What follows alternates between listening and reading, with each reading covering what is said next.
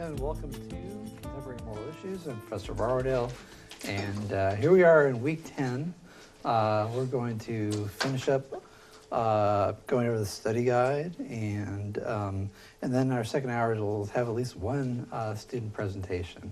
So we'll see how it goes. We may end up spending the bulk of the second hour talking about the student presentations. We'll see how that goes.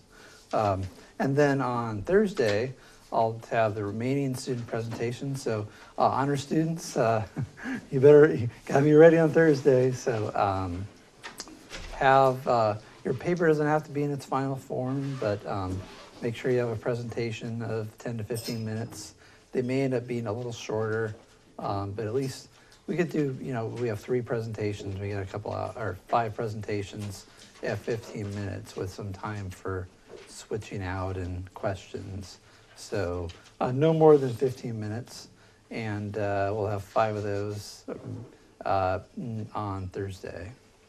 Unless I get a volunteer during the break, so we'll see how that goes. The final will be available an hour after our last class on Thursday, and you'll have till the following Thursday, 5 o'clock to take it. And just so everybody's clear, the lab's closed Friday. It closes for spring term Thursday at 5 o'clock. The latest you can get in there to take the final is Thursday at 4, because you got to be there an hour before closing. That doesn't mean that everybody should show up there Thursday at 4. You have a whole week to take it. So anytime the lab's open, the hours of the lab are linked from Moodle. You get 3x5 card of notes front and back. So make sure to get in there before Thursday, next Thursday, 5 o'clock. So it opens this Thursday after class, 4 o'clock, and then you have until next Thursday, 4 o'clock to get in there and take it. All right, so let's go over. I'd kind of spaced that we talked about abortion, and I was thinking it was on the second exam. I haven't done it in a few years, so it seemed like something I put in there, even though there's nothing in the news going on, as during the budget battle. I'm like, well, what can I do that hasn't really changed that much? And there's like a good, solid, bread and butter, contemporary moral issue thing. I go, well, let's talk about abortion. My favorite topic. So anyway, and there wasn't a lot of other stuff going in the news, so I decided to come back to an old tried and true topic for this class that we hadn't done in a few years. So anyway, this is part 1 of the study guide. So I've split the study guide into part 1 and part 2. So part 1 is just the questions on abortion, and part 2 is the capitalism and socialism stuff. And so I'm just going to start out with, thank you. Got it here, I forgot to turn on the screen. I'll come up in a minute. Thanks for letting me know.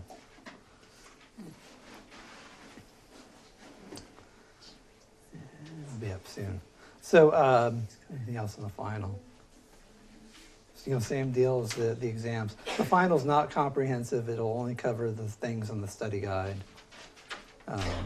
My office hours will be a little different. So tomorrow, there's all sorts of stuff going on. There's another board meeting and a budget meeting, and there's a union meeting, and so I just gave up on Wednesdays.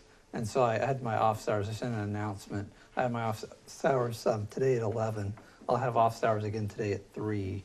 And then on Thursday, I'll also have office hours at 3 right after class here. And I'll have my usual Sunday chat office hours if you want to do middle messaging back and forth. Sunday at 6. And then next week it's going to be completely different, very different, and maybe I'll get those for you. I'll send these out as an announcement. Let me see what I got here.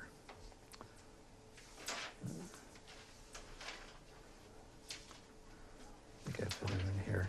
So next week office hours will be Tuesday 10 to 11, Wednesday 11 to 12, and Thursday 3 to 5. So next week, final exam week, office hours will be Tuesday 10 to 11, Wednesday 11 to 12, and Thursday 3 to 5. And I'll send out an announcement about that too.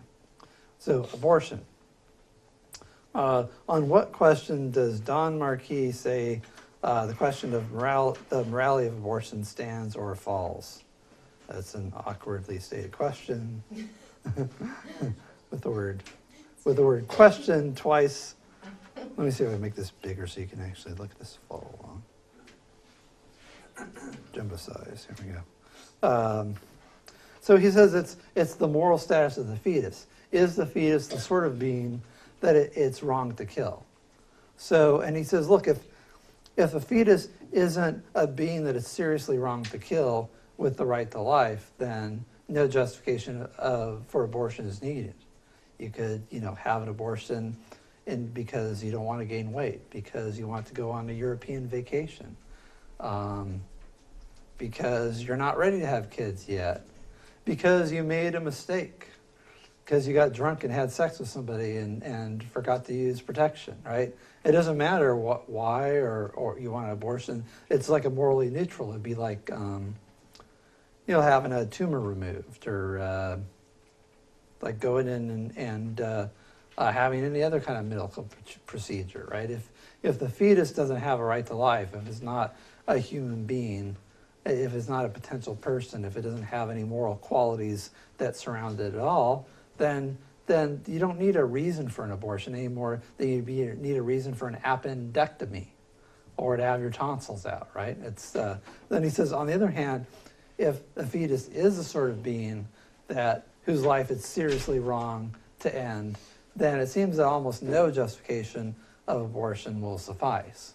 So you're dealing with things like maybe the life of the mother, maybe rape, maybe even in some cases where there's some serious medical defect that the fetus is almost certainly not going to survive, 3 minutes of being born. There's some birth defects like that where they can tell that if the baby isn't born stillborn, it's not going to be able to survive at all because it's got some serious problems.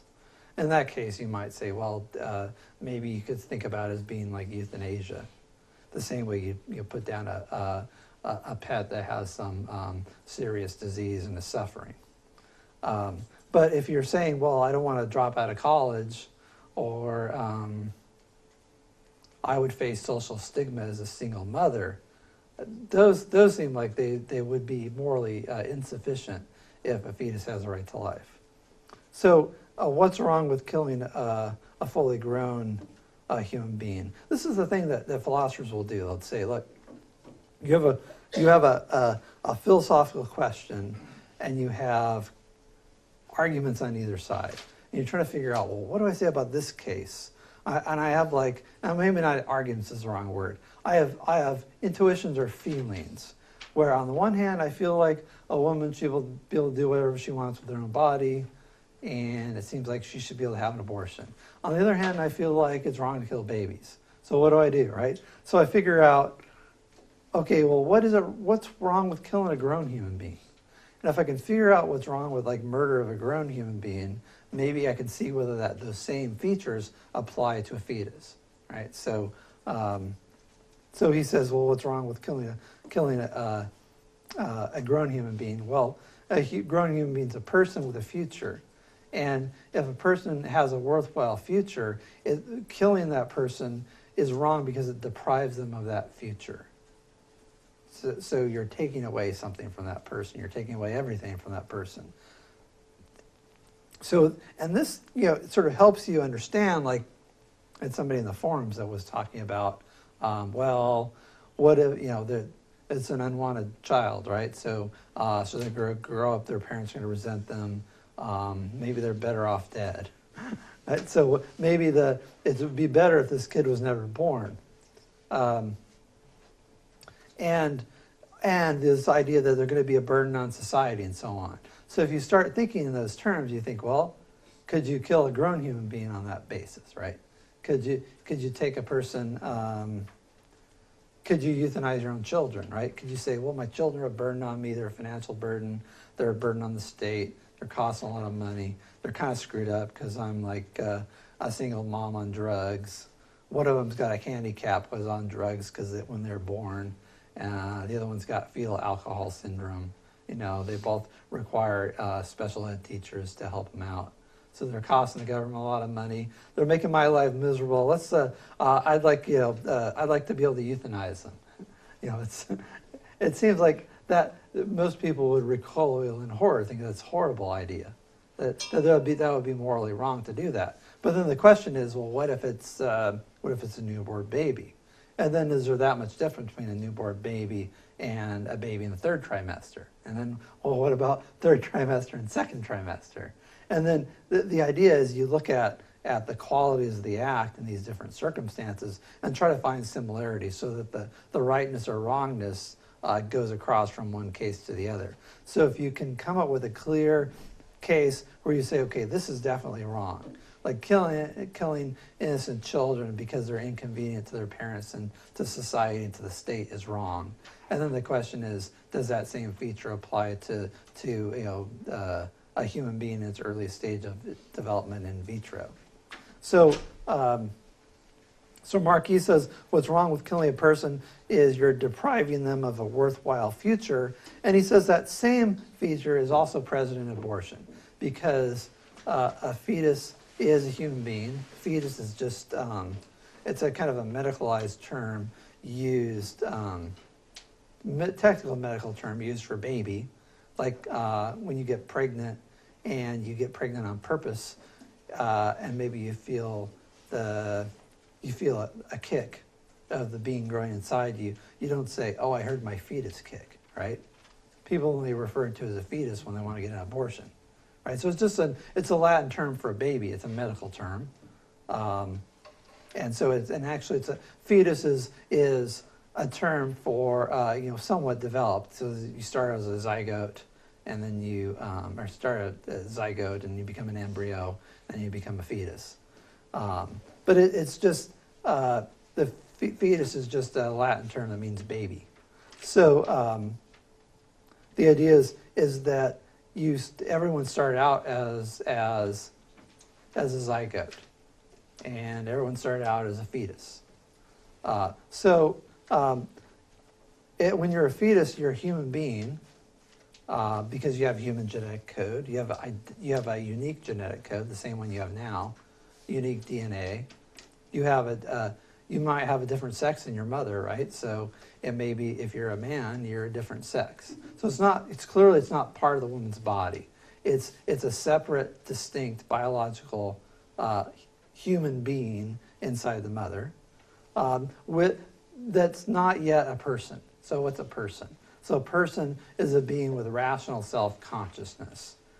John Locke says a person is a being that can consider itself as itself. So it's this idea of rational self-consciousness. You're aware of your own existence. You're capable of looking into the future and conceiving of your life, of conceiving of your own identity. That's a person, right? It's a psychological characteristic of certain conscious beings. So human beings are persons. If there was an alien race that came to visit the planet from another galaxy, they would be persons, but they wouldn't be human beings. It may be that gorillas and chimpanzees are persons, but not human, right? So it might be that a parrot is a person, although not a human being. So, and Marquis says, you are a human being, but you're not yet a person. And he says the difference with contraception is that in contraception, there's no human being, right? It's just, now there you are, really are just dealing with tissue, right? It's, sperm by itself has no potential to become a human being. An egg has no potential to become a human being. But it's only when sperm and egg unite and become a zygote and develop into an embryo and a fetus, that given proper upkeep and nutrition and oxygen and so on, it's just like a plant, right? It's going to grow into a human being, unless you kill it, right? It's like if you have a house plant, right? You water the plant, give it enough sunlight, and over time it grows up to be this big flowering plant. And you're not really doing anything except for giving it the basics of what it needs to sustain its life. So it has, just like every acorn has the potential to become an oak tree. So every zygote has the potential to become a person. And in a sense, an acorn is an oak tree in its earliest stage of development, in the same way that a zygote is a human being in its earliest stage of development. And so the question is it wrong to keep a potential person from coming into being? So that's the kind of the issue here. So Marquis says the difference between contraception and abortion is in contraception, there's no being that you're killing. You just have what he calls bare potential. Whereas in abortion, you're actually killing a living being who will become a person in several months, or maybe actually, let's say several years, right? That you're killing a human being, an actual human being, but a potential person. Marquis says that pro-choicers may attempt to find reasons why killing infants, young children, and the severely retarded are wrong, which are independent of our major principle that is supposed to explain the wrongness of taking human life, but which will not also make abortion immoral. This is no easy task. Why isn't this an easy task?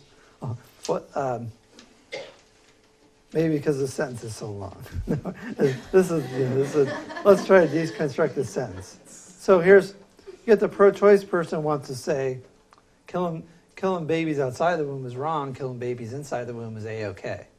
Why is that? Is there some magical mojo that goes on when the baby comes down the birth canal? Like I was talking with my mom about this, and she kind of has these new agey beliefs. And she has this idea that when the baby comes down the birth canal and takes its first breath of life, that a soul is placed into the body of the baby, and it magically becomes a human being. It becomes ensouled. And until that, it's just kind of like this, it's like a house plant or something like that, right? There's no consciousness, there's no sensation, there's no feeling, but that's what you call like a magical thinking, right? It's a spiritual belief based on a bunch of old books and ideas about a ghostly mini-me from a superstitious era. And most people assume, and it's true, that like a lot of people that are against abortion are religious people. But it's not as if every argument against abortion is a religious argument. I think there's really good arguments in Marquis, although I think Marquis might be a Catholic, I'm not sure. I don't know what his personal religious beliefs are. But notice he's not quoting the Bible, he's not talking about souls, he's just talking about potential personhood and being a human being. And my mom, who believes in souls and has these kind of new agey beliefs, she has this idea that you don't get a soul until you're born. And there's various other traditions that the soul comes at, they call it the quickening, when you first feel the baby kick. But all this is it's not based on science, right? It's just based on tradition, which is just basically what people a long time ago didn't know what was going on, came up with to try to explain things best they could.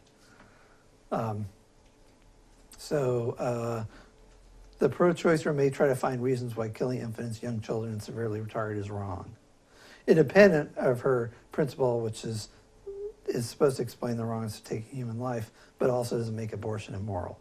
So like sometimes people will say, well, look, a baby can't exist outside the womb, therefore it's okay to kill it. Well, okay, so a human being that can't exist on its own, it's okay to kill it. Well, what happens if you take your newborn son and like just put it in a rock and walk away?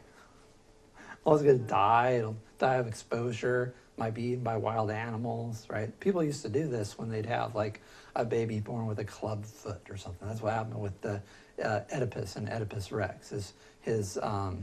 His mother actually gave him to a shepherd who took him out and was supposed to just lay him out on a rock someplace and leave him to die. And this is what people would do with people with birth defects way back when. So when you think about revering all which is ancient and primitive, think about that for a while, right? Modern societies take care of people, including severely, I don't know what to say, including children with severe birth defects. And so you think, well, that's wrong. Well, could you Does that mean like if someone's on a dialysis machine, you could just like unplug it and save the Medicare fund from going bankrupt earlier than it is going to go bankrupt? Most people would say, well, no, I'm not talking about grown people. Oh, okay. Well, then you're begging the question, right? If you say, because you're saying, oh, it's okay to kill a fetus because it can't live on its own, that same principle would say it's okay to kill people that are on life support, or it's okay to kill people that for whatever reason can't, or it's okay to kill an infant, or even a small child, right? It takes, well, the weird thing about human beings, unlike any other animal, it takes human beings a long time to be able to fend for themselves. Even, a toddler, right? A toddler left out. I guess there's a few cases of kids raised by wolves or something. But it's human beings, need at least 5 or 6 years to be able to fend for themselves.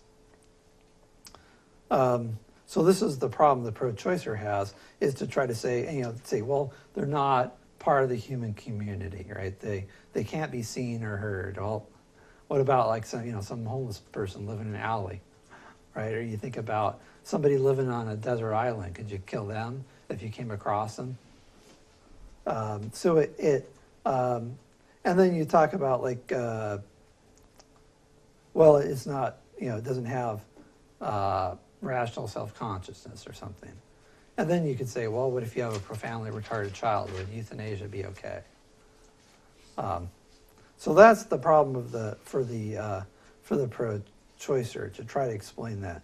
And then he says the pro-lifer has other problems to explain, and that's sort of to say why it's wrong. The same thing that's wrong with killing a grown human being is the same thing that's wrong with killing a fetus.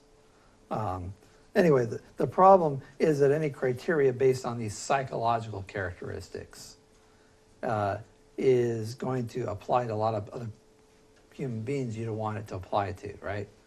So if you say, oh, not capable of like higher reasoning, well, neither is an infant, right?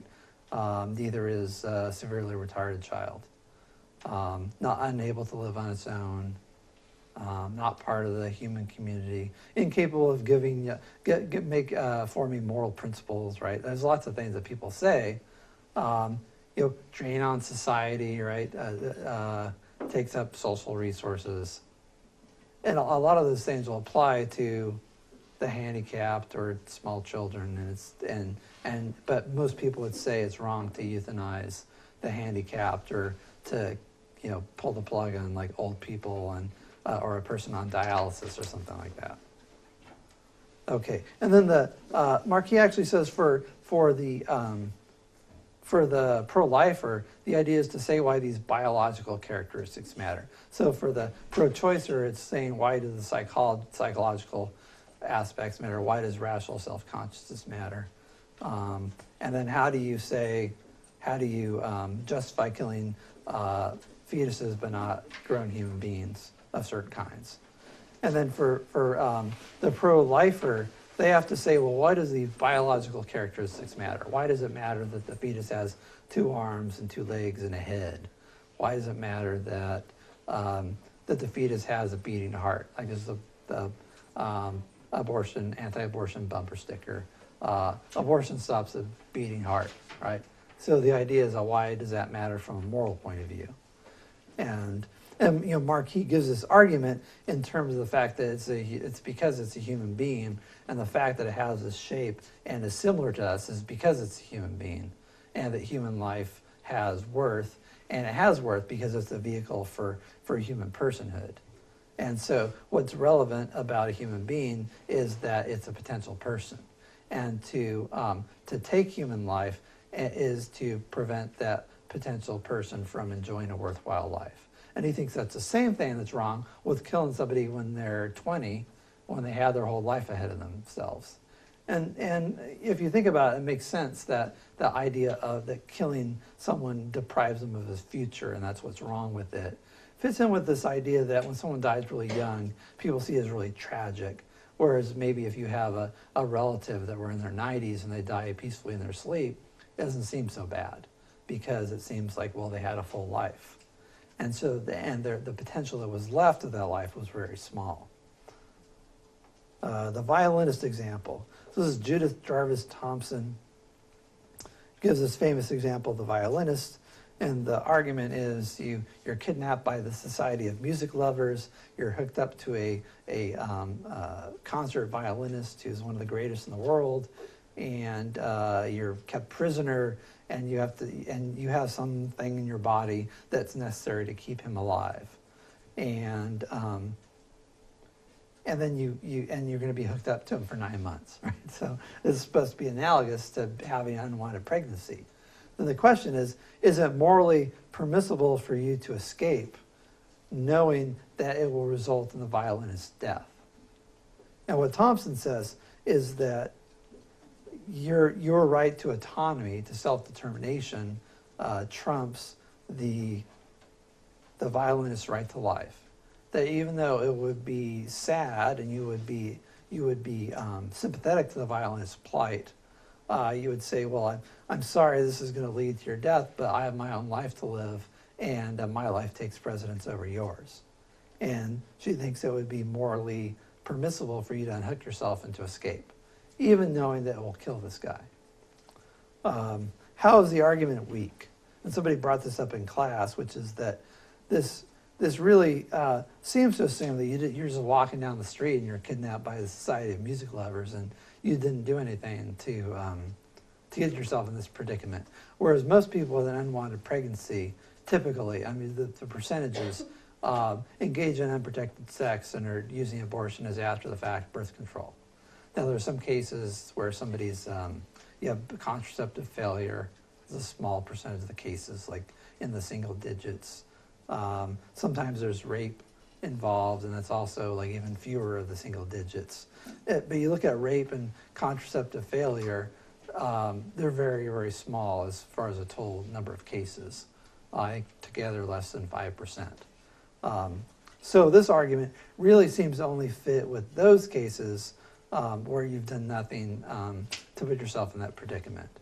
And maybe, I don't know how you can monkey around with this case here to make it get, there's a couple of articles that talk about this. If there are, signs posted all the way around saying, Society of Music Lovers at large, protect yourself. Enter with like a big sign that says, enter your own risk. Kidnap zone for Society of Music Lovers, 9 months to slave, or whatever, right? You can imagine how you might monkey around with the example where it'd be parallel, and then you might say, well, look, you got yourself in, why didn't you pay attention to the signs? Why didn't you take precautions, which would be analogous? Yeah. Marquis, he doesn't believe in abortion whatsoever. Is that the? Yeah, I think he thinks that you basically, to defend the life of the mother, I think it would be where he would draw the line. So he would say, if you have like a pregnancy that's going to result in your death, then you have maybe a right to self-defense. What about rape?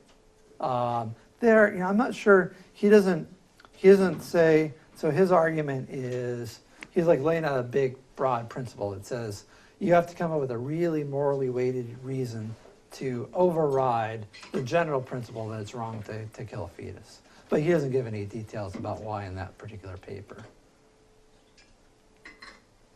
And I think some people have suggested, like as self-defense against the rapist's seed, that defense would fit. I think what Marquis might say is that when talking about the general wrongness of abortion, you don't want to talk about these difficult cases. You want to focus on the vast majority of cases where there aren't these complications. The coma patient analogy. So here, imagine you have like a boy in a coma and he's going to come out in 9 months. And suppose he's costing you a lot of money, that maybe the hospital wants to save some money. Maybe some of it's coming out of your pocket because your insurance sucks. Because there's a big deductible, right? And you're like, well, Junior is the 8. He kind of got mediocre grades in school. He was kind of a pest. He had some good qualities. Why don't we just pull the plug and let's try again and we can have another one? All right, so the idea is that it would be wrong if you know for sure that in 9 months he's going to come out of the coma. It seems like it would be wrong for you to pull the plug. And so similarly, when you know in 9 months you're going to have a baby, it seems to pull the plug, to have an abortion, would be immoral because you're preventing that person from coming into being. You're killing a human being who will become a person at some time in the near future. Yeah. Is this analogy supposed to apply to people who are like, I'm in school and can't deal with it right now, or my life is too busy to be pregnant, or it's gonna get in the way? Like I wonder where this is, because you said something about money, like, you know, that 9 months, oh man, it's gonna cost all this money. Yeah. But like, really, if we were just trying to like, you know, put it in terms of money, it's not those 9 months that's the expensive part, it's the 18 years to follow. That's the expensive part. You know what I mean? Yeah, so but the like, state will take the baby off your hands. So as That's a true. person, right, you just... So that's why I was wondering, is this supposed to apply to more of like, oh no, now I have to drop out of college because I'm going to doctor's appointments? Like, who knows? I don't know. Yeah, I think that the coma patient analogy is just, I think, more focused on like the fetus and the fetus's right to life. So the idea is that if you think about a person in a coma, there's be no way you would. What would be the sufficient moral justification of pulling the plug on a coma patient, someone you know is going to make a full recovery? Would it be taking a year off school? Would it be $50,000? Would it be, you just sort of go down the line? Would it be, suppose that after the boy's out of the coma, because of all the money it costs, and you can't afford it, maybe you make a deal with the hospital and they say, well, we can save your child, but it costs so much money, we have to find some way to defray the cost, so we're going to sell him to like a nice wealthy family. Well, it might be analogous to adoption, right? Would you say, there's no way anybody's going to take care of my junior, pull the plug right now, right? Because rather than have somebody else raise my child, I'm going to kill it. And so the argument is, you know, analogously, people who elect to have an abortion are saying, I'd rather kill my baby than have someone else raise it. And so, sorry for the blunt talk. I try to be more nuanced in my presentation, but I want people to get the analogy. And sometimes it's hard to do when you're trying to walk on eggshells. But the idea is, I mean, people have this attitude. They talk about the psychological stress of knowing that somewhere out there, you know, there's my baby, and I don't know what they're doing, and I don't know whether they're being taken care of. Like, yeah, but you were going to kill your baby just a minute ago, so you're thinking about it, right? So the choice isn't my baby never existed or my baby's raised by strangers. The choice is kill my baby now or let my baby or spend 6 months in physical discomfort and then give my baby away to strangers, right? That's that's the real choice. Some answers are pro-choice. Oh, we don't know when life begins. Well, I'm sorry you weren't paying attention in grade school biology. When I was in grade school, they had this little film strip, and they played a recording. Every time I was trying to change the picture, there would be this beep, and then they'd take this little thing and turn it to the next picture. Right, this is way back in the dark ages, and they said, the beginning of life, right? And they showed a little picture of this little squiggly thing, saying, life begins at conception is when the sperm and egg unite to form a unique human being, right? The announcer talking in sonorous tones about how life is created. And you pick up any biology textbook, go on the Wikipedia, and you'll see how it happens. And it's not, and we do know when life begins. It begins at conception. So then the question is, what's the moral status of the fetus? It comes back to that question. The argument that a woman has a right to control her own body. So it may be true that you have some rights over your own body, but you're under the law, at least, your rights over your body aren't absolute. Now we can talk about moral rights versus legal rights. certainly your legal rights over your own body are very limited, right? What are some examples of legal restrictions on the use of your own body? Suicide. It's against the law to kill yourself, right? To kill yourself in Oregon, you need to have a terminal illness. You need to get 2 doctors to sign off on it. You got to wait for 6 months. You have to fill out a bunch of paperwork. Otherwise, what you do is illegal. Don't you have the right to take your own life? Or what else? Drugs. Drugs, right? You can't take any drugs. You can't. You need a prescription, right? If there's a drug and I've done research and I know this drug will help me, I know what I got. I can't just go and buy it off the shelf. I even though I'm an adult, just had a birthday, right? I got to go to the doctor and say, oh, please, Massa, please, can I have some drugs to make me feel good? Right?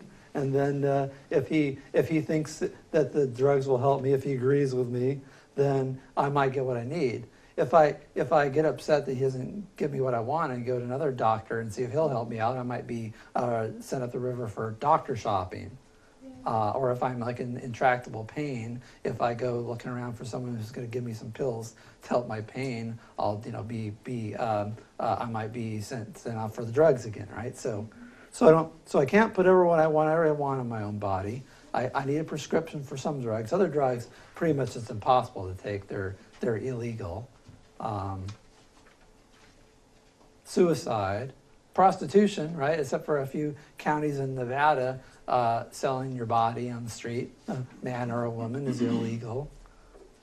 So lots of things you can't do with your own body. If you're a minor, you can't even get your ears pierced without your parents' permission. It's true. As a moral point of view, here I think all those things I mentioned, I think they're stupid and there shouldn't be laws against them. I think you have a moral right to do all those things, to put whatever you want in your own body, to sell your body in the street if that's what you want to do. But from a moral point of view, what about like the fetus? Well, it depends again on the fetus is inside your body, but it's not your own body. It's just biologically distinct. Biologically, you might say it's a parasite, right? It's a parasite and usually I think biologists would probably disagree with me, but it's either biologically it's analogous to a parasite. There, that's safe.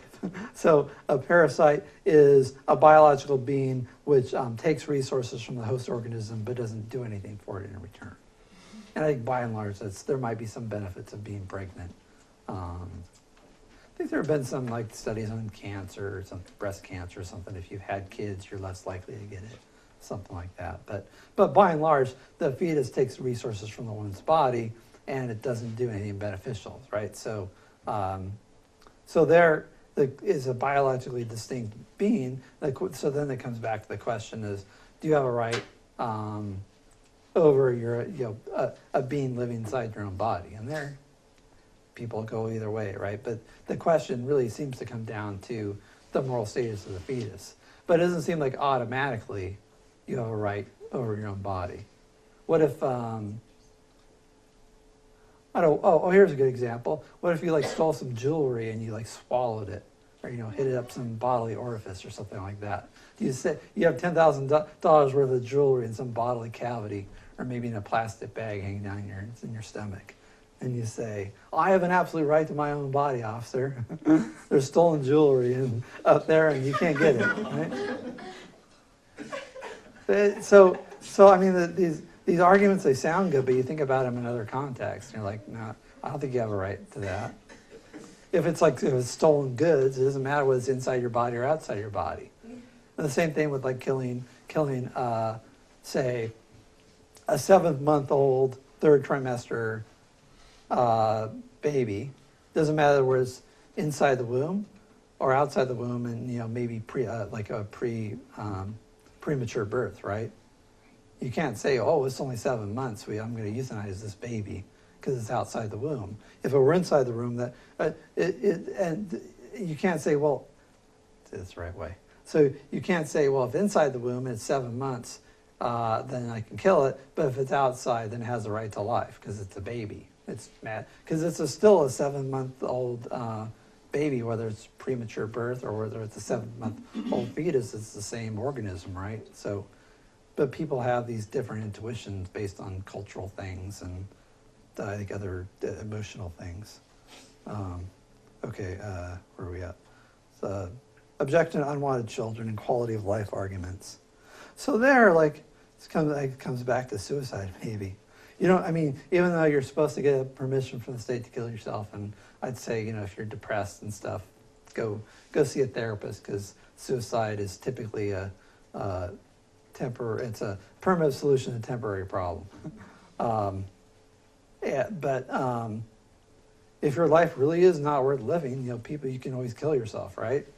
But you're making this decision for somebody else. And the idea of, if you say, well, there's going to be unwanted children, well, why not just euthanize all the born unwanted children? Oh, that's wrong, right? Well, then why is it okay to kill the unwanted children in the womb? Quality of life arguments is the same way. So you get to euthanize all the handicapped children, all the children with Down syndrome. Again, you have to say why it's okay to kill them in their earliest stage of development, but not later on. Reasons for abortion. There, it's, you know, you might broadly call it convenience. So it's there's financial considerations, but it's not like you can't get support. You have these crisis pregnancy centers that offer you know, food and clothing and financial support. There's adoption. There's you know, AFDC or TANF, I guess it's called now, that you can get a check every month from the government to help take care of your kid.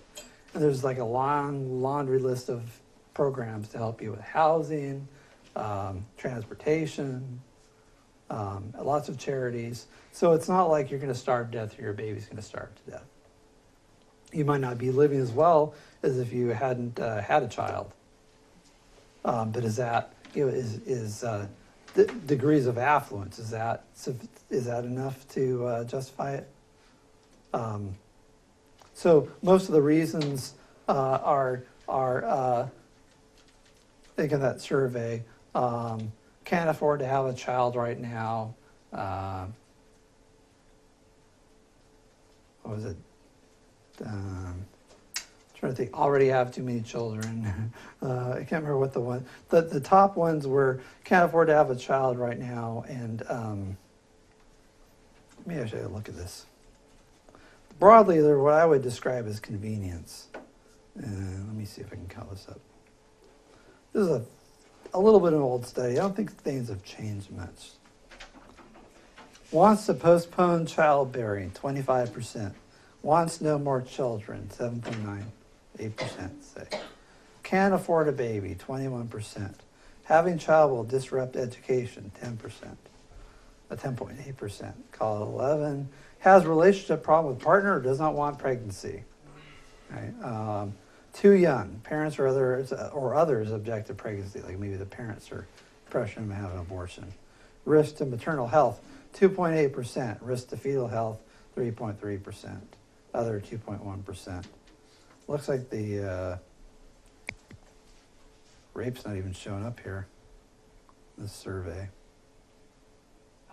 Interestingly, in Roe versus Wade, Jane Roe was like coached by the defense counsel to say she was raped, even though she wasn't, in order to get the court to look favorably on her case.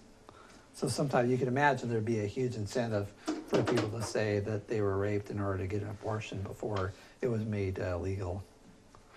And also, I mean, people will do this anyway, just for moral cover, because it sounds better than I got drunk and had unprotected sex, or you know, I got caught up in the moment and had sex with someone that I shouldn't have, and didn't take precautions. So the number of things you might say, like birth defects and actual risk to the mother's health is 6%, right? So and all these things, and I don't want to make it say like it seemed like it's insignificant, but I mean these things broadly, I would put these in terms of convenience, right? These are things that impact you financially, socially, economically, but it's not life and death. It's you want to put off having kids, you don't want any more kids, can't afford a baby, well, the state will help you out with that. It's going to disrupt your education or your job. It's going to create relationship problems. You're too young to have a kid, you know. So all these things are basically convenience or lifestyle issues, not I was raped by my father, or my child's going to be born with 2 heads or something like that. And often I'll hear abortion advocates will talk about these extreme cases and then try to generalize about all cases of abortion. Okay, so those are the reasons. Broadly speaking, convenience or social, economic, psychological reasons, not rape or. Capitalism. Oh yeah, we do need to. So I think we did. Oops, sorry. We're almost done. Let's finish this off, and we'll talk about capitalism and have our first presentation after the break. So Roe versus Wade established that in the first trimester you can pretty much get an abortion for any reason. Second trimester the state can regulate it. Third trimester, really tough to get an abortion, and you have to have and at the point of viability, the court said the fetus has a right to life that has to be overridden by other considerations. So first trimester, pretty much blanket abortion. Second trimester, states can regulate. Third trimester, it's you have to have a really good reason for it. But then Doe versus Bolton said that health reasons for abortion include mental health. Mental health means I really don't want to have this baby, which is like this. What is this number? This one of these reasons. Wants no more children, right? I mean, all you have to say is that it would be really hard for me to have this baby. Okay, well then you can have an abortion. So the mental health, because there's really nothing you can do to prove it other than say that you want an abortion, or say that it would adversely affect you. It pretty much worked out to abortion on demand. And so you could have an abortion up to, you could go into labor and decide that you want to have an abortion instead of a live birth. You might have a hard time finding a doctor at the last minute, but that would be legally okay. You could say it'd be pretty rare, but it would be possible under the law. So it leads to basically no restrictions on abortion if you just the person say so that it would adversely affect them. And that's the Doe versus Bolton, which says if you have a health reason, it doesn't mean it's going to threaten your health, it's going to give you a serious disability or cause some sort of physical problem. It's just, it's going to I'll be depressed if I have to have this kid. Or it'll traumatize me. Partial birth abortion is this idea of delivering the fetus halfway and then killing it when it's half in, half out the birth canal, so it technically counts as an abortion and not infanticide, which is illegal. So you deliver the feet first, and then you suck out the brains of the back of the neck. And this has been outlawed because the idea is there's no medical reason for it. It's de facto infanticide.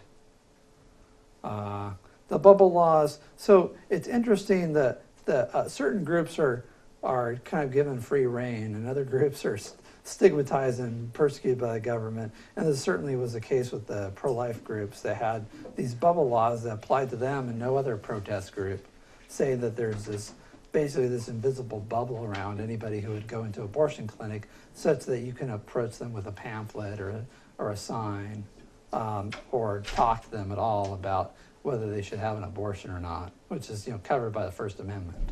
And those were thrown out of court. The federal government also had tried to go after pro-life protesters under racketeering laws, which for the mob, and those were also thrown out as well. And then you have these things called crisis pregnancy centers. Now this thing. I think this is hooked into the keyboard. Oh, there we go.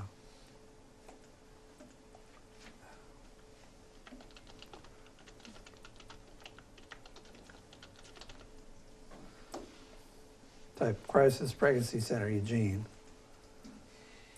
Right? So, this is funny, Planned Parenthood shows up. Dove Medical, Crisis Pregnancy Center opens under new name. Life Call, right? So Raindrops, Life Crisis Pregnancy Centers. So all these places where you can go. Planned Parenthood is going to probably refer you to an abortion. It's funny that it shows up. I guess it's a crisis pregnancy. But the name Crisis Pregnancy Center usually refers to pro-life organizations that help women that decide they want to keep their child. And there are numerous in any city of any size. There are lots of them. And in addition to that, there's other groups, nonprofit groups and churches that help women. So often there's this argument that people that support pro-life causes don't want to help women. They just tell them they have to have their baby and be on welfare, and they're not going to do anything to help them. So the idea is you can't have an abortion, but we're not going to help you with your baby. And that seems like it's a straw man, because certainly there's lots of help available, both from the government and from these private organizations, of which there are several in the Eugene area. All right. And so that's abortion. So we'll talk about the Capitalism and Socialism Review, and we'll have our first presentation after the break. So let's take 10 minutes.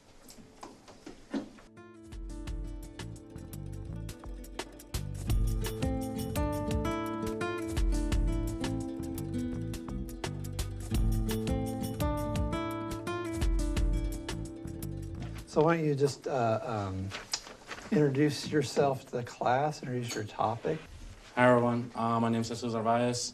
My presentation is on deferred action for childhood arrivals. It's called DACA. Have any of y'all ever heard of that? It's kind of want to get a sense of feeling. Okay, just want to know kind of if people know or not. So it's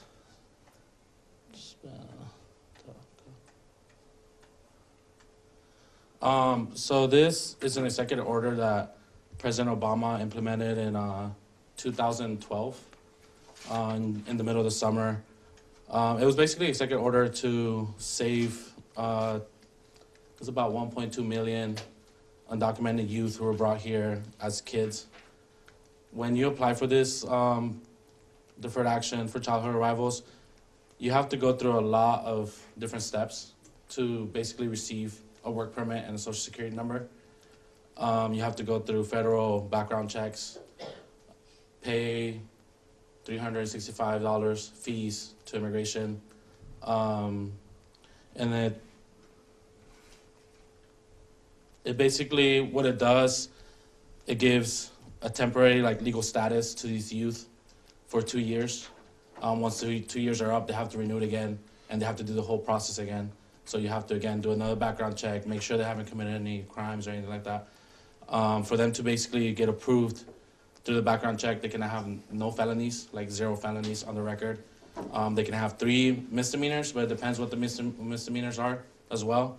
So it can be something really bad as well. And it all falls into if you're a national threat to security to the whole nation. So if you're a threat to national security, for damn sure you ain't gonna get approved. So this has been going on for 2012, so it's about 5 years now. And it's basically, I'm for it. I support this executive action. There is federal laws that say, these people came here legally. They didn't do the right process, they didn't do these things. But these youth, they were brought by their parents, so they didn't have a choice in the matter as well. So we also, I guess I see that, that it wasn't completely their choice. Their parents brought them here.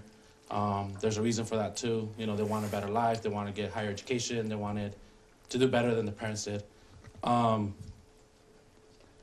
And basically, I just, going off of that, my name's Jesus, and I've done a lot of work in the community here in Eugene for the past 7 years. Community work such as immigrant rights, human rights, environmental rights as well. Gone to different conferences around the country and been doing that for the past 7 years, and I'm still active. And that's kind of where my background goes into supporting this executive action. The reasons why I support it, one of them is, like I said, they were brought at a young age. They didn't have the choice.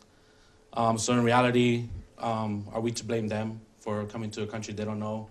And they also have the whole view of, if I go to my home country, like, I don't know that country. I don't know the laws. I don't know the school system. I don't know how anything works out there.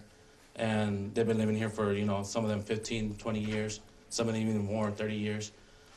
So there is a lot of these youth feel a lot of love for this country because this country they know, this is the area they know. And there is a range of people who can apply or not. So you have to have enter the country before 2007, June 25th, 2007. And you had to be 16 years old or younger for you to be able to apply. And you cannot apply if you're 31 years old or 32 years or older.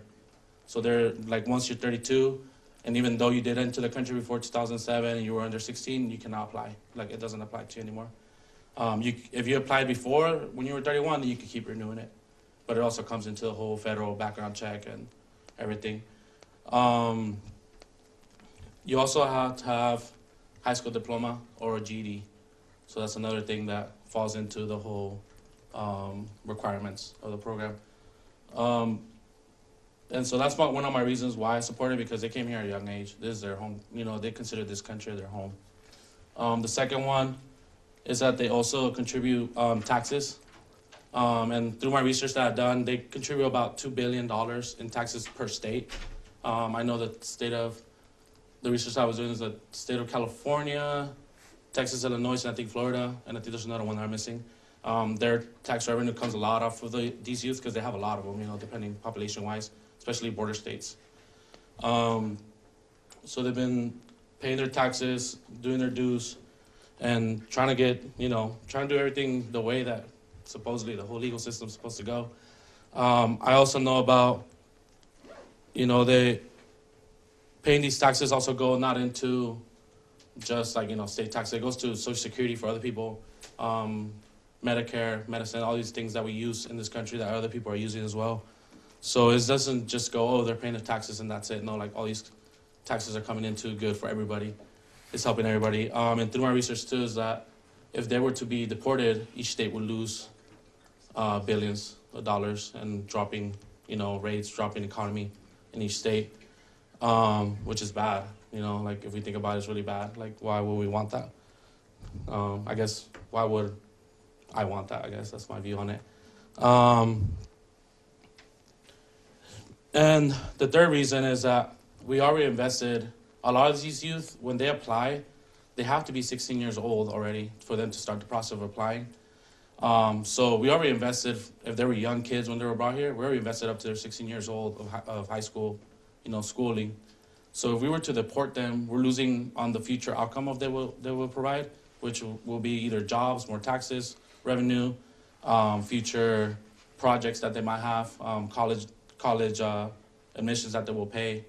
So if we were to deport them, we're still losing even more in the future. So it's more benefit that this country can have instead of just giving it to another country, like, let's say Mexico. Okay, we deport to Mexico. They go back with all this education. Oh, I got all this education from the United States. Now I can come use it here. And at the end, that country is going to benefit from something that our country could have benefited from. And that's the three reasons. And all this goes into taxes. Should we deport them or not? The federal law as it stands right now. And there is questions about why don't they just apply for residency? There is no law that leads to residency from deferred action to residency. There was one in 2008 that was voted. It was called the DREAM Act. I don't know if you ever heard of it. It would basically, they would either have to go to college or serve in the military for 4 years, and they would get some sort of residency. But there is no law that leads deferred action for childhood arrivals to residency. So these youths are kind of stuck in the limbo of like, if I lose, they have to be good people, they have to follow the law, they have to do all these things. But once they lose deferred action and they can't get anymore, there's no protection for them. They automatically could potentially be deported. I also have seen cases of deferred action. Youth get arrested by immigration. We actually had one here in Oregon, or two in Oregon, and they were released because they didn't, the only crime they committed was being here illegally. But other than that, their record's clear, there are no felonies, nothing they have done, nothing bad. So we have that. We have these things that are going on in the country, and especially right now with the presidency, we don't know what's going to happen with deferred action, if it's going to be removed, if it's going to be keep being approved. As so far as it stands, it has not been removed. President Trump did promise that he would remove that as soon as he come into office, but he hasn't. Who knows why? It might be because, we are revenuing taxes from it, so it's working. It's helping the country. So yeah. And I guess one of the things that we always talk about is immigration, and these students came here, these youth came here legally. They broke the law. And I just feel like, the United States has always seen a flow of immigration into this country since it was founded, since the country started, And yeah, we have people that sometimes come and mess up the country. And, we have different people of different nationalities, and we always look like, a lot of us could probably agree, but these people do need to go back, and we don't need them here because they're making the country bad if they're committing crimes, killing people, selling drugs. I do believe that. But if these kids are working, they're paying the taxes, they're trying to go to college, they're trying to make a better life for their future kids, I feel like we shouldn't, remove them from that if they're following the law, if they're paying their taxes, and they're helping everybody out. And the history does show that, the flow of immigrants doesn't make the country worse. It just makes it better. It just adds more culture. It is really hard to say what is being an American, because there is so much stuff that goes to what is being an American. There's so much culture in this country, and I'm not saying it's like a whole melting pot or like a whole salad bowl like we talked about. I'm just saying we all bring our own unique flavor to this whole country, and that's kind of where I stand with this research, and that's kind of my points. I don't know. I don't really have a lot more.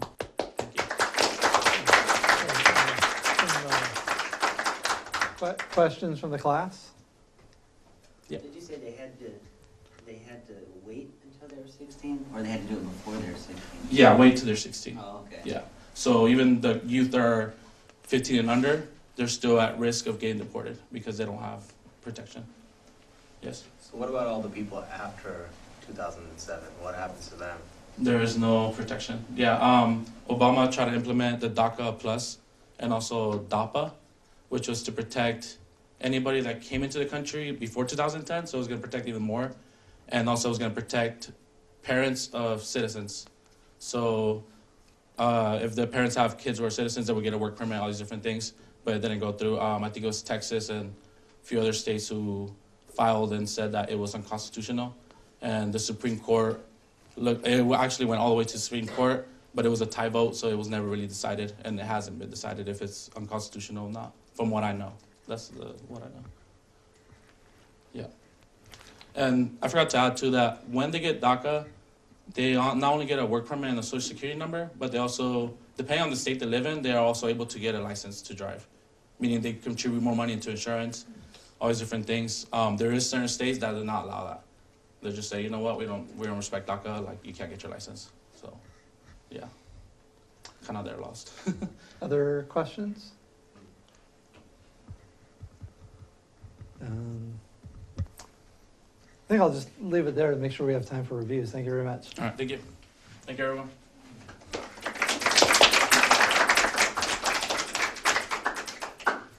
You're out the very good. Thanks. All right. No part of that's going to be on the exam? Or we- No, there'll be at least one question. Okay, that's what I thought. Yeah, so I'll have at least one question per presentation here. See, DACA, deferred action on childhood arrivals, and talked about this idea of giving a legal right for people who came here as children to remain in the United States and have legal status. Yeah. So is it going to be more like according to you and then his presentation? Yeah, I'll just have something that's like a basic thing about what, he gave you 3 different arguments, right? One is wasn't their choice when they came here because they were too young. It was their parents' choice. That they think about this, country as their own. Let's see. Contribution to the economy.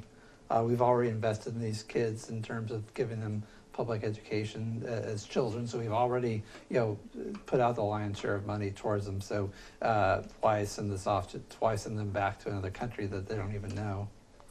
Right. So some of just those basic arguments. I won't ask any of the nitty gritty details. I won't say something like, according to the presentation on DACA,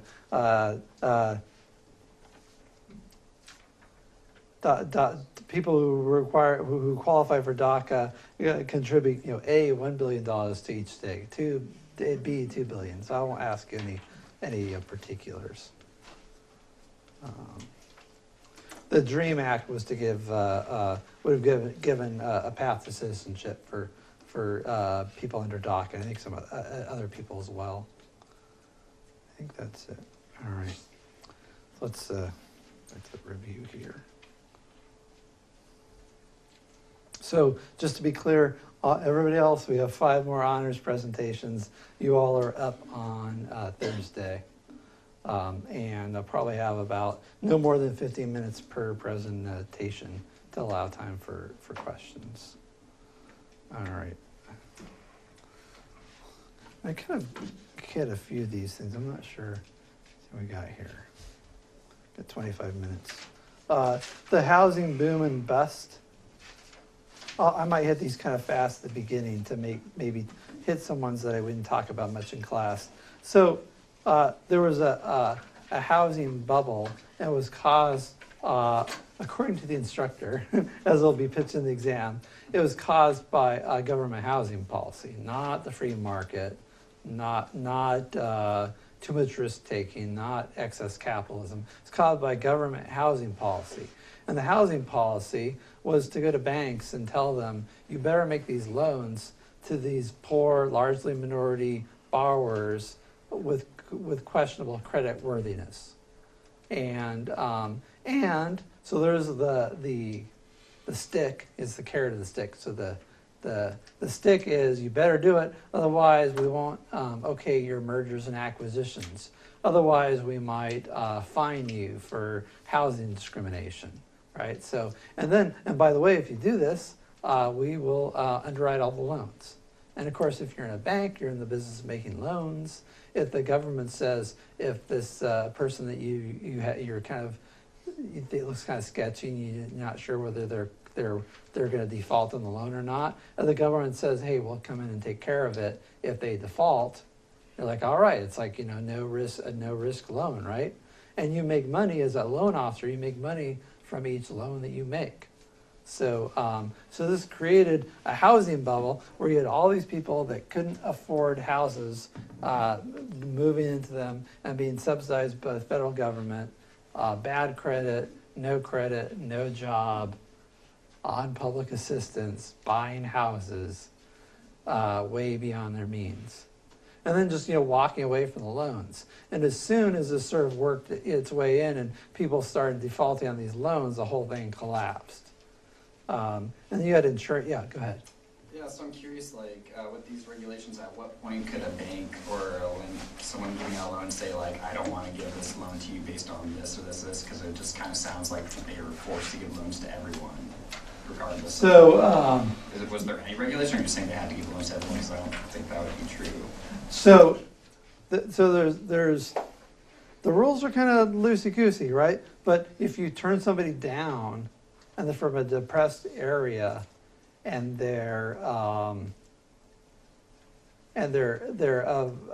a certain minority group, you're taking your life in your hands. And it's not just like from the government regulators; it's protesters showing up at your bank, and there are laws that, and I mentioned some of the laws in the handout. Let's see if I can have it up here. There are particular laws in there are particular housing laws that, there's regulators that enforce these laws. So it's like cheating your taxes, right? If you cheat on your taxes, is it a guarantee that you're going to be in trouble? Well, no, not if you're not caught, but it's a big risk that you would take, and the banks are risk averse, and they'd rather make loans to people that can't pay them back, knowing that if the loans are defaulted on, the feds come in and pick it up and they're, know the worse for wear. And so what happens is the banks have all these bad loans, and then they have to do something with them. How do they insulate themselves against, so the banks have these books. I don't want to get too much into the weeds here, but banks have books they have to balance. And they have all these bad loans sitting out there on the ledger sheet. And they're like, what the hell do we do with all this bad paper? I know, let's package it as an investment and sell it, right? Get it out of here, right? So they're trying to get rid of it. And so this company named AIG and some other people, they'd like underwrite the loans because they're guaranteed by the federal governments. And the banks are selling these as investments, and people are buying it because it's guaranteed by the government and it's considered to be a good risk. And so once people start defaulting these loans, these loans get shuffled off to a bunch of different third parties till eventually there's just this elaborate network of heavily leveraged debt. And it's this giant pyramid, and it all comes tumbling down when people start defaulting on the loans. So the argument is, and now people will look at, let me just call this up here. Oh. Well, my question was like, at Yeah. what point legally can they deny someone a loan? So you can legally deny someone a loan on the basis of their bad credit, right? But if the person is in a certain area and they're a poor minority borrower, there's a chance that you could be punished by regulators. And so what banks tend to do is give the loans. So what you're saying is if you have bad credit but you live in an affluent area, then you can be denied a loan. But if you're like have bad credit and you live in a poor minority community, then you're required to give them a loan. So let me give me a second here. My quote from the article here. So generally speaking, if you have bad credit, you can't get a loan, right? So you go to the bank and you're like, I want to borrow, and the bank says you don't make enough money, and they have like a formula based on your income. You have enough income, right? So like regular Joe goes in there and forget about it. But if you're living in poverty and you're living in a heavily minority area, there's this idea the housing law says you can't discriminate against people of color, right? And there's certain targeted minorities that are listed as protected classes. We talked about in affirmative action. So if a black or Hispanic borrower comes in from a heavily black and Hispanic neighborhood and says, I want to buy a house, and you say, well, you don't make enough money, or you have bad credit, there's a chance you could be sued by the government or face charges of discrimination. So this motivated banks to give out these loans. And and it's true that there was a practice in the past called redlining, where basically banks would draw a red line about certain areas, and they tell their loan officers, don't make any loans for these houses because the housing market's in the toilet, and because this is a minority area and black people have bad credit, right? So that's discriminatory. And so that's why these laws are in place. The problem with that, though, is that it made banks very reticent to deny people credit because they're afraid that they're going to be accused of redlining. Now, maybe there's some cases where, I should say maybe, there are actual cases of housing discrimination. But in combating housing discrimination, the government also created a moral hazard for these bad loans.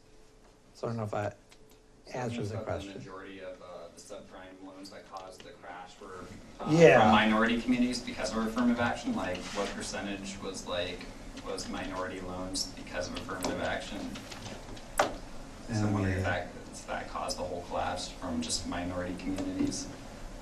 A large number of the subprime loans. I don't know if I think I have stats in the article. Let me. I think something also that was going on is that I can't remember what bank was doing it, but people who were like African American or Latino, they were getting charged higher interest on loans. Mm-hmm. So it's kind of like what started the whole conversation of loans as well with that. And the question is, were they being charged higher interest because they're black, Latino, or are they being charged higher interest because they had less credit. And there's this, you have this, you're stuck in between a rock and a hard place as a bank, because here's the guy that comes in, and I'm basically like, if you're minority, middle class, good credit, good job, Chad, you come in for a loan, you're probably going to get a loan. Now, it might be that some loan officer is racist and turns you down, and then you could sue or whatever. And maybe it's right for the government to step in and regulate at that point. But the problem is that the banks are paranoid about being punished for not giving out loans to minority borrowers, and so they tend this kind of liberal policy of giving out loans to people that can't pay them back. Oops, let me just.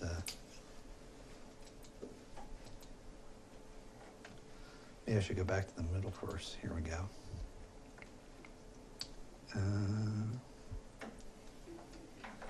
Week 8. I'm going to get bogged down too much here.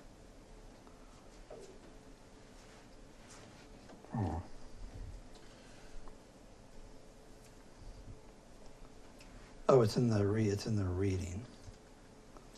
Week 9 reading.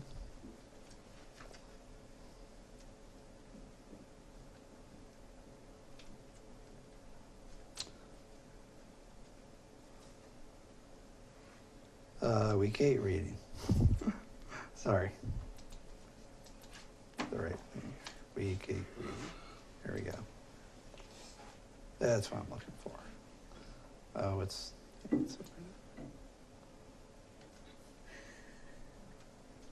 okay, well, that's not helpful.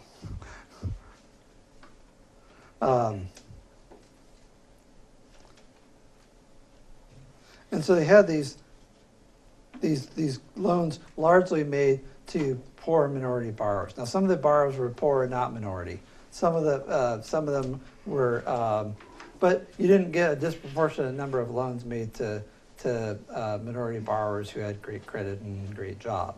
So the problem is, generally speaking, people with low incomes and low credit, they're getting loans anyway that they can't pay back, and that's what leads to this whole and even loans going to illegal aliens, right? So people who could be deported tomorrow, and they're getting a loan from the bank. Why? Because the bank's going to make money off it. Why is the bank loaning to this person that might be deported tomorrow? Well, it's because the federal government said, if they don't pay the loan back, we'll pay it back, right? So it's a bet you can't lose. And then there's the house flipping and lots of things. Now, people will look at this thing called Glass-Steagall, which was sort of made things a lot worse. It allowed banks who gave loans to also deal with investments. And before Glass-Steagall, there's two kinds of banks. There's an investment bank, and then there's a loan bank. So there's a bank that can give home loans, business loans, car loans, and then there's a bank that deals with like investments. And the idea is that the two have to be strictly separated. And so they got rid of the Glass-Steagall Act, which meant that banks, like a bank that made regular loans, could also be in the investment business. And so you have these banks that are able to be in the investment business, said, well, we can make investments now. What are we going to sell? I know, we have all these bad loans that we want to get out the door. Let's sell them as an investment, right? And so that made the thing just go outside the United States and made it into a worldwide economic crisis. But it wasn't the root cause. The root cause was the government both forcing and enticing banks to make bad loans on the idea that you're discriminating against poor people, against minorities. Everybody should have a home regardless of creditworthiness or income. And although well-intentioned, it led to a housing collapse and lots of economic pain. And way beyond the housing market, it brought the whole economy down with it, not just in the U.S., but worldwide. Let me see if I can find this. Come back to the study guide. I had this thing in PDF, which I was hoping to open it in. Come back here.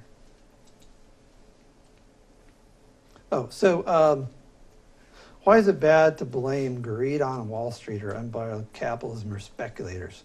Well, the thing is, like, suppose you have this is an analogy. Suppose you had a rash of plane crashes, and you're wondering what's causing all these planes to crash. It's mysterious causes. Nobody knows why these planes crash. The radio goes dead and the plane goes down. And what if someone would say, well, it's gravity. Gravity's causing those planes to crash. It causes the plane to plummet to the earth. That's what objects do. They plummet to the earth. That's not a very good explanation because gravity's always there, right? You want to know, well, yeah, gravity is always there trying to bring the planes down, but planes have means of propulsion, right? So then what is it about happening with these particular planes at this particular time that's causing them to crash? That's what you want to know. Greed on Wall Street, people are always greedy, right? People have been greedy since the beginning of time. What went on here, right? Wall Street's been around for a long time, for 100 years. Why now? And capitalism has been around, and again with the Glass-Steagall Act, it made things worse, but it's not the primary cause. And speculation too, you can flip houses, and the speculators guess that things are going to go up. But speculators also guess that things are going to go down, right? So speculators create a price signal to the market. They can bid things up, they can bid things down. And so they're usually ahead of the market, but speculation itself doesn't cause problems. There has to be some underlying cause, and the speculators are basically trying to guess at what it is in order to make some money off of it. So you can, in stocks, you can buy a stock. You can also short sell a stock, which means if the stock goes down, you make money. And both those things are part of the idea of that helps people understand what things have value and what things don't, what things to invest in and what not to invest in. And again, these are features of the market system. They're not something that sort of appeared in 2008 and caused a bunch of problems. So it's not the repeal of Glass-Steagall because that basically was a catalyst that made things worse. So it's kind of like throwing gasoline on the fire. So you make loans to people that can't pay them back. That's the problem. And the government telling banks, you better loan to these people even though they have bad credit and questionable income or no job. That's the root cause. And then people default on the loans and the housing market drops. That's not rocket science. But then if you allow those banks to sell the bad loans as an investment, that's not what caused the problem, but it makes it a whole lot worse. It's like gasoline on the fire. So that's what I mean by it's a catalyst. So you create the bad loans, that's the problem. You allow banks to sell bad loans as an investment, particularly worldwide on the international market. That makes things a lot worse. Why can no one make a pencil? Well, that's a little video where Milton Friedman talks about how people all over the world collaborate to make the pencil. You have little minerals and bits of metal and the wood and the graphite all come from different places and all get put together to form the humble pencil. And although it might seem like a simple object, it's a creation of international trade, and it puts together people who might, in some cases, hate each other, but work together for common purpose. So this is his. This is actually from a little book called iPencil that he gives a kind of capsule summary of about how capitalism brings people together to common purpose. People who otherwise might not have a lot in common, but they work together for mutual benefit.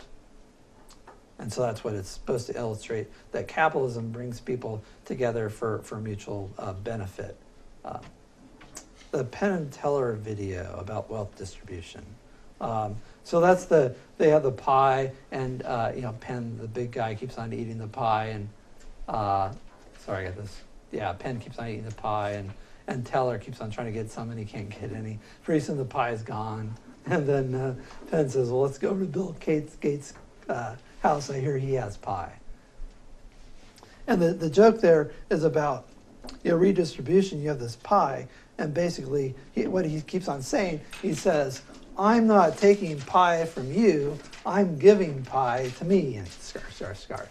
And then teller thinks he'll have some pie, and then Penn takes it away from him. And he says, I'm not taking pie from you, I'm giving pie to me. And the idea is that when you're dealing with redistribution, you're taking from somebody. And the joke there is he really is taking pie every time, like he's got, you know, the spoon right next to his mouth, and Penn like takes it away and eats it. Redistribution of wealth takes money from somebody else, from one person, gives it to another person. And people think about it in terms of, oh, I'm getting benefits from the government, you know, as if like the government has its own money. But the government only gets its money from what it can borrow, print, or tax, right? So if the government has money, they got it from taxing somebody. It got it from borrowing it from a foreign country, or maybe from U.S. citizens, or it got it from the printing press, or in this case, you know, in today's economy, just, you know, creating little ones and zeros on a computer at the Federal Reserve. So this is another, it's kind of a fake way of borrowing money, right? So if the people refer to this as printing money. Ben Bernanke, the former chair of the Federal Reserve, is in some circles known as Helicopter Ben, because metaphorically he's driving a helicopter around and throwing money out of the side down to the people. And so when you do that, you devalue the money that's held by people, and you erode their savings, and your dollar goes farther because there's more of them around. So, so the idea is that let's see. So the idea is that in redistribution, if you get a payment from the federal government, if you're getting money for food, if you're getting money to take care of your kids, if you're getting money to go to school, if you're getting money for retirement, all that money came from somebody else. Now, as you get older, maybe you're paying in more than you're taking in. But there's some people that spend all their lives, you know, that is taking money from the government. And there's lots of tax consumers who always, you know, they'll die taking in more than they've given away. So this redistribution idea tries to push home this idea that anything the government gives you was taken from somebody else. Divine collectivism, and socialism, communism, and capitalism. So we talked about that. Socialism and communism is state control of the economy. Also, fascism is a similar thing. These are all forms of collectivism where the government runs the economy in the name of the people and distributes it in some sort of centrally planned way. And private property is nominal or non-existent. And capitalism is this idea of free exchange, where people buy, sell, trade, invest, work, according to whatever they can agree with somebody else on doing. So it's all done freely and through mutual agreement and contract. So capitalism is basically the absence of a system. It's this idea that people, you know, consumers and businesses make choices, not the government. So it's free market capitalism, or laissez-faire capitalism is the sort of pure form of capitalism.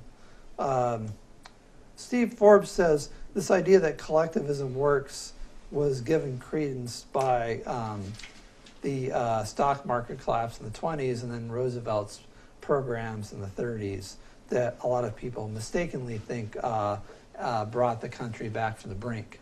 And in reality says it's the socialist policies that caused the collapse, and the Roosevelt policies prolonged the pain.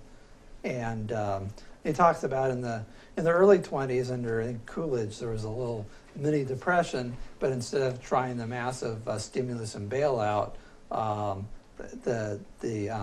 government had just a more laissez-faire attitude, and it worked its way out. And he says really it wasn't until World War II that things got going again in America, and that Roosevelt's policy of make work projects and stimulus just didn't work. Oop, we're running low on time here. And so it wasn't until the Reagan era, when you had tax cuts, including for the wealthy, but not just for the wealthy, you take the top rate from 70% federal tax down to 35%.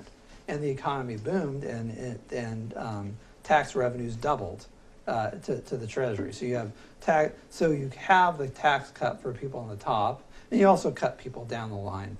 Everybody got a tax cut, but the top rate was cut in half, and revenues to the Treasury doubled because people have an incentive to work again and to produce. And so then people thinking, well, maybe this capitalism thing works after all. And it kind of set the stage for a more moderate course in economics in the U.S.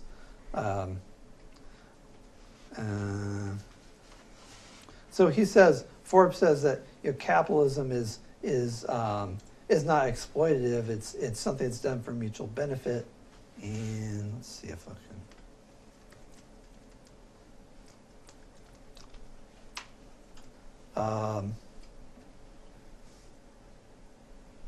People work for the betterment of themselves and their families. So she says basically, if you want to get ahead in life, what's wrong with that? And if you want to provide for your family a better standard of living, that's not greed. That's just personal advancement, and that's virtuous. And he also says misers don't form companies. So people that form companies like Microsoft, they invest and produce things that benefit other people. So Bill Gates, wants to make money with Microsoft, but also you have his products to use, and it benefits lots and lots of people and adds to worker productivity. And so even though Bill Gates' motivations might be selfish, his products benefit lots of people. And philanthropy and capitalism are the flip sides of the coin, because a capitalist society is a prosperous society that has lots of money to give away to people in need. And why should we let capitalism run its disruptive course? He talks about creative destruction, and this idea that if you try to subsidize and prop up failing industries, you're just you're holding back progress, right? If you worry about the buggy whip manufacturers, when the horseless carriage comes along, you're going to be slowing progress. And he says capitalism is a friend of the environment because people who own private property want to take care of it. And you get the tragedy of the commons happens when things are collectively owned. I think the collectivist myths and principles of prosperity are probably, I'll just have you get those from the reading since we have 2 minutes left. The stuff about money, I think, is, the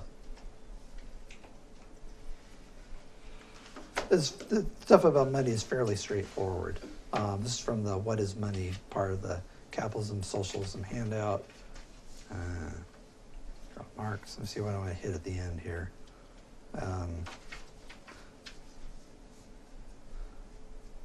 Walter Donway and his making money versus crony capitalism. And basically what Donway says is that a true capitalist produces something of value that other people want and wants to profit from it.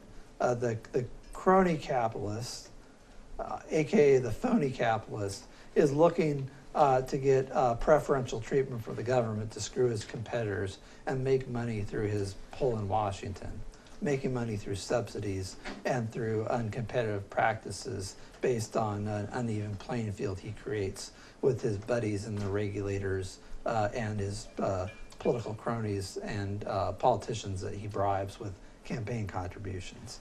And he says people often confuse the two.